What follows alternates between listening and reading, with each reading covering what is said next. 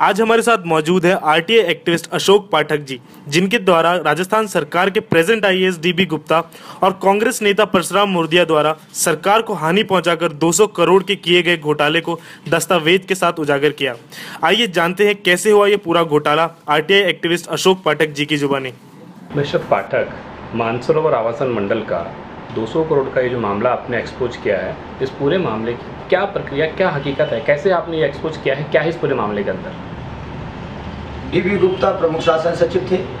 परशुराम मोरदिया राजस्थान आवासन मंडल के अध्यक्ष थे। कांग्रेस शासन के दौरान की बात है। मानसरोवर में 35 बीघा जमीन जिसको सरकार अबाप्त कर चुकी थी 1982 में, उसका मुआवजा 1990 में कोर्ट में जमा करा चुकी थी खातेदारों के नाम।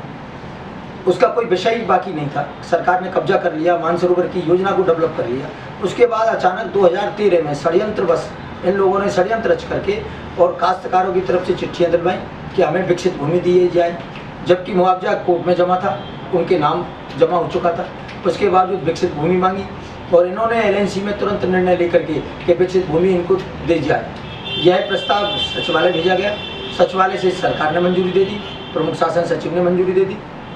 उसके उपरांत जैसे ही आर वेंकटेश्वरन को पता चला, आवासन आयुक्त ने इस पर टिप्पणी की कि चूंकि ये पट्टा नहीं दिया जा सकता और अभी कोर्ट में केस पेंडिंग है, लैंड का मुआवजा सरकार जमा करा चुकी है। इन आपत्तियों को दरकिनार करते हुए भी उन्होंने पहला पट्टा 11 से 20 वर्ग मीटर का पट्टा अपने नौकर को नाम जारी कर दिया। किसके नौकर? परशुराम मोरदिया का घरेलू सर्वेंट है, उसके नाम जो बलाई है उसके नाम पहला पट्टा जारी कर दिया। तो पहला पट्टा जारी होने के बाद फिर ये प्रक्रिया इन्होंने दोबारा पट्टे देने की प्रयास शुरू किए।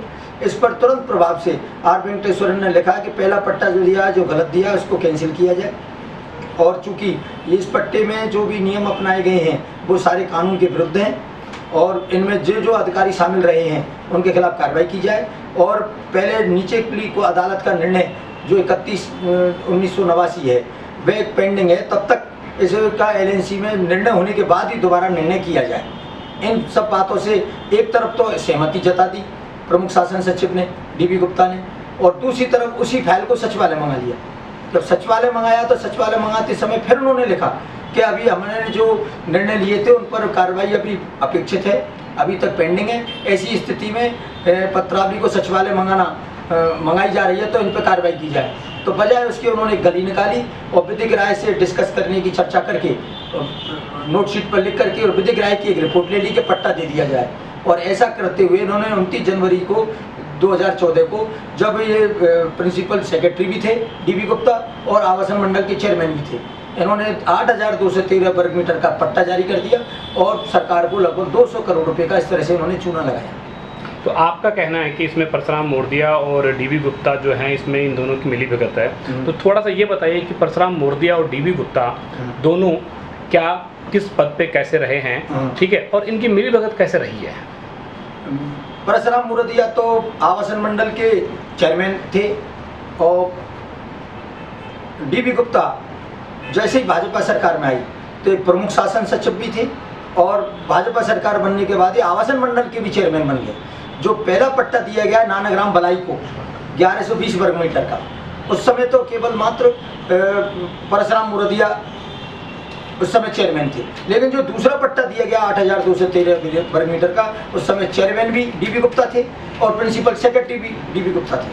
और आर वेंकटेश्वरन ने 3 बार आपत्तियां की, उसके बावजूद उनको आपत्तियों को दरकिनार करते हुए पट्टा दे दिया। क्या आप ये मानते हैं कि इस पूरे प्रकरण में मुख्य जो आरोपी है या आपकी तरफ से जो मुख्य मुलजिम आप उसको मानते हैं वो डीबी गुप्ता है? हाँ, डीबी गुप्ता ही इसके पूरे घोटाले के मुख्य। किस तरीके से है वो इस तरह से मानते हैं कि जब वेंकटेश्वरन ने बार आपत्ति की, उनको खारिज किया और उसके पश्चात जब पट्टा दे दिया उसके 20 दिन बाद वो लिखते हैं कि पट्टे पर यह अंकित कर दिया जाए कि पट्टा न्यायालय के निर्णयाधीन रहेगा। और 25 फरवरी 14 को जारी किया जाता है ये पत्र को, और उससे पहले एक दिन पहले ही अशोक शर्मा उस पट्टे की जमीन को दूसरे व्यक्ति गोपाल मीणा को बेच चुका होता है। अच्छा, परशुराम मोरदिया को इससे लाभ कैसे हुआ, क्या लाभ हुआ उनको? परशुराम मोरदिया के घरेलू नौकर है नानाग्राम बलाई। पहला पट्टा जो 1120 वर्ग मीटर का है, जिसकी कीमत लगभग आज की मार्केट वैल्यू 20 करोड़ रुपए है, वह 20 करोड़ का पट्टा परशुराम मोरदिया का ही है। वो नानकराम वल्लभी अपने नौकर के नाम उन्होंने करवाया, चूंकि स्वयं के नाम नहीं करा सकते थे। और डीबी गुप्ता को कैसे लाभ हुआ? और डीबी गुप्ता भी स्वयं के नाम नहीं करा सकते थे, तो उन्होंने ये एक अशोक शर्मा, जिसकी कोई आर्थिक स्थिति ऐसी स्थिति भी नहीं है कि वो 180 करोड़ रुपए का जमीन को, लैंड को काश्तकारों से ले सके या इस तरह कर सके, तो वो भी पट्टा के बेनामी संपत्ति डीबी गुप्ता की है। अच्छा, अब इस पूरे प्रकरण के बाद में आपके आगे की रणनीति क्या है? हमने मुख्यमंत्री और प्रधानमंत्री महोदय को तक सब जगह दस्तावेज पहुंचाए और हमारी ये मांग है, सबसे पहले तो इन पट्टों को कैंसिल कराएंगे, क्योंकि ये भूमि सरकार की है और इस पर कोई भी मुआवजा नहीं बनता। 15 लाख का मुआवजा सरकार दे चुकी, जो उस समय नियम थे।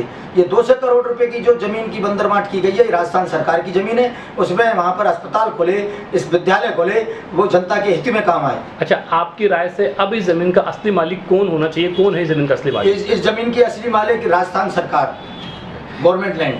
ओके, इस पूरे प्रकरण में ये जो पूरे प्रकरण की सूचनाएं जो हैं वो आपको कैसे प्राप्त हुई? कैसे आपने पत्रावली इकट्ठी करी? कैसे सारे दस्तावेज इकट्ठे करी? कितना समय लगा आपको ये सब करने में? मुझे मेरे सूत्रों से पता चला कि एक बहुत बड़ा भूमि का एक खेल डीबी गुप्ता और इन लोगों ने मिलकर किया है, तो मैंने इसमें RTI लगाई और काफ़ी प्रयास करने के बाद 3-4 महीने में जाकर के मुझे सारे दस्तावेज मिले। अच्छा, एक फाइनल सवाल है कि आपकी राय में इस पूरी कड़ी में कौन कौन लोग दोषी हैं, कौन कौन लोग इसमें आपके हिसाब से आरोपी हैं? मुख्य अभियुक्त डीबी गुप्ता, उनके सहयोगी अभियुक्त परशुराम मोरदिया और बची कुछ छोटी मछलियां हैं जो इनके दबाव में जिन्होंने कुछ लिखा होगा। हाँ, आर वेंकटेश्वरन ने इस भूमि को बचाने की बहुत कोशिश की, 200 करोड़ की घोटाले को बचाने की कोशिश की, और डीबी गुप्ता ने पूरी कोशिश की इस भूमि को घोटाला करने की। आर वेंकटेश्वर कौन है? आर वेंकटेश्वरन उस समय हाउसिंग कमिश्नर थे, IAS से, और उन्होंने बार प्रयास किया था, लेकिन उनकी हर बात को नज़रअंदाज कर दिया। इस पूरे प्रकरण में जो आपने जांच करी, इसमें आपको सबसे बड़ा मुख्य पॉइंट कहाँ पे लगा कि हाँ, यहाँ पे ये पूरा खेल खेला गया है? 8,213 वर्ग मीटर का जो पट्टा, कहाँ तो बात चल रही थी पहले पट्टे को निरस्त करने की, कहाँ उल्टा 8,213 वर्ग मीटर का पट्टा दे दिया। तो डीबी गुप्ता जब चेयरमैन और ये थे प्रिंसिपल सेक्रेटरी, तब ये सबसे ज़्यादा अपराध घटित हुआ और इसकी पोल खुलती है उनके द्वारा, जो 25 फरवरी 14 को आदेश दिया जाता है कि भूमि का न्यायालय के अधीन रहेगी और इसका हस्तांतरण नहीं किया जाएगा। दूसरी एक और मुख्य बात कि ये जो पट्टे 2 नामित व्यक्तियों के नाम दिए गए हैं, जिनको काश्तकारों का नाम बताया गया है, नॉमिनी बताया गया है, तो ये रूल से सीधा कि आप नॉमिनी के नाम करते हैं तो स्टाम्प ड्यूटी लीजिए। इन्होंने 32 लाख रुपए की स्टाम्प ड्यूटी की भी चोरी की है और स्टाम्प डिपार्टमेंट की DIG ने आवासन कमिश्नर को एक चिट्ठी भेज करके और मांगा है कि 32 लाख रुपए स्टाम्प ड्यूटी जमा करवाइए हमारे पास। नहीं, ऐसा कुछ हुआ है कि किसी एक दिन तो इसके हस्तांतरण के लिए मतलब मना किया गया सरकार ने और दूसरे उसके एक दिन पहले जमीन बेची गई, ऐसा कुछ हुआ है? कमिश्नर स्तर पे मना किया जाता रहा और प्रिंसिपल सेक्रेटरी और चेयरमैन स्तर पर इसको घुमा करके पट्टा देने की कार्रवाई की जाती। जमीन बेचने की कार्रवाई हुई बताई इसमें पूरे मामले में? हाँ, ये जमीन जब पहला 25 फरवरी को जब हस्तांतरण पर रोक थी, ये पत्र जारी हुआ, उससे एक दिन पहले जमीन बेच दी गई, क्योंकि ये आदेश जारी करने वाले डीबी गुप्ता थे। उन्होंने अपने चेले को बता दिया कि आदेश जारी होने वाला है, उससे एक दिन पहले जमीन बेच दी गई और उसके बाद फिर दोबारा जमीन बेच दी गई। गोपाल मीणा से RR सिटी डेवलपर्स के पास वो जमीन पहुंच गई। 3 बार जमीन का बेचान कर दिया गया। खरीदार बेचान में पूरे लोग शुरू से लेकर लास्ट तक उनकी क्या क्या नाम है? पहले सर्वप्रथम पट्टा हासिल करने वाले अशोक शर्मा, जो हैंड टू माउथ हैं, उनकी आर्थिक स्थिति कोई खास नहीं है। उन्होंने जमीन को बेच दिया गोपाल लाल मीणा, नगद कैश 8 करोड़ रुपए में, जबकि उनकी भी स्थिति ऐसी 8 करोड़ भुगतान कैश से किया है उन्होंने। ये भी आयकर में जांच का विषय है। और फिर उसके बाद बेच दिया गया RR सिटी डेवलपर्स को 10 करोड़ रुपए में। जी, धन्यवाद।